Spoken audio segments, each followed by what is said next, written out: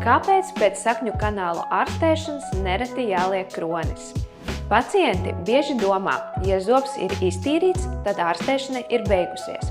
Taču pēc endodontiskās ārstēšanas zobs ir īpaši pakļauts lūzuma riskam.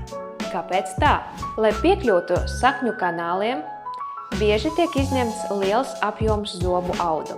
It īpaši tajos gadījumos, kad nervs ir bojāts zem lielas plombes. Tas zobu padara mehāniski trauslāku. Turklāt, pēc endodontiskās ārstēšanas zobs vairs nav apasiņots un ir bez nerva. Tas nozīmē, ka ar laiku zobs kļūst novājināts un trauslāks, salīdzinot ar citiem dzīviem zobiem. Ja zobs atrodas estētiskajā zonā, piemēram, priekšzobos, ir jāņem vērā vēl viens aspekts. Ar laiku zobs var kļūt tumšāks. Tāpēc kronis pasargā zobu no lūzuma un arī atjaunos tā dabisko izskatu.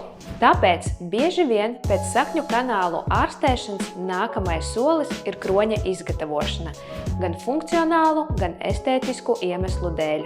Ja jums radās jautājumi, piesakieties konsultācijai. Mēs izvērtēsim, vai jūsu gadījumā kronis ir nepieciešams.